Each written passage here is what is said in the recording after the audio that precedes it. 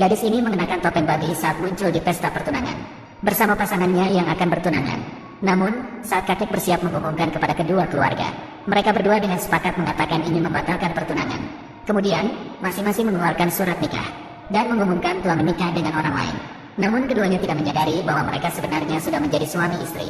Ternyata, tidak lama sebelumnya, gadis itu menyembunyikan identitas bangsawan kecilnya dan ingin menikahi pria miskin pada hari peringatan 3 tahun pacaran.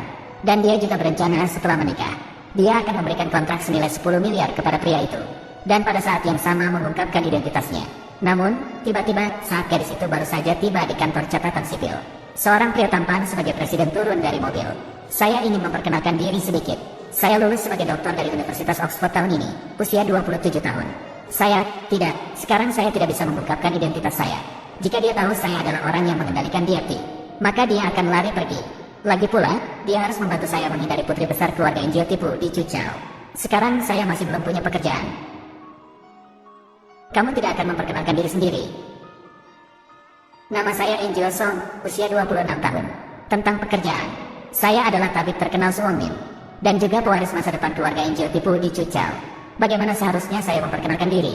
Sudahlah, kita juga tidak perlu tahu banyak tentang satu sama lain. Sekarang kita, ayo daftar pernikahan saja. Menikah? Menikah apa? Kita sudah bilang akan menikah pura-pura 1 tahun. Hei, apa? Sepertinya kamu salah orang. Saya sudah punya tunangan. Maaf, saya salah mengira. Saat ketua menelpon asistennya tentang pernikahan palsu dengan Anda, suami calon gadis itu juga sudah tiba. Namun, sesaat kemudian, tunangan gadis itu memeluk wanita lain. Kemudian dia berkata bahwa wanita itu adalah yang ingin dia nikahi. Kemudian, dia mengucapkan kata putus kepada gadis itu. Namun, dia tidak percaya bahwa pria yang dia cintai selama 3 tahun bisa melakukan hal seperti itu. Namun, saat dia ingin memperbaiki hubungan dengan dia malah diolok-olok dan diremehkan oleh mereka. Bahkan, pria itu bahkan melamar wanita itu di depan gadis itu. Kemudian, karena ingin melarikan diri dari dia, pria itu memberinya 1 miliar dan menyuruhnya pergi dari tempat itu.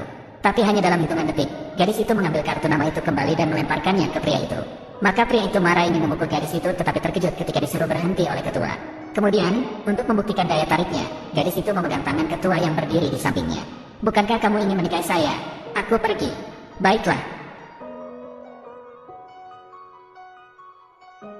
Dan begitulah, 2 orang yang baru saja bertemu untuk pertama kalinya langsung berjalan bersama.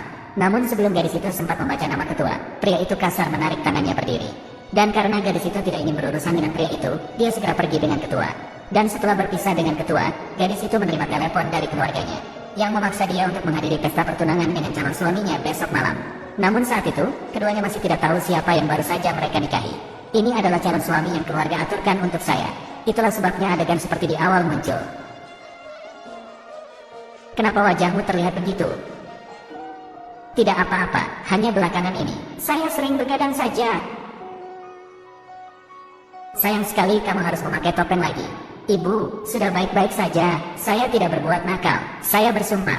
Tunggu sampai saya selesaikan masalah ini. Saya akan minta maaf kepada ayah dan ibu. Ibu biarkan saya bebas beberapa hari. Ibu, saya memohon pada ibu.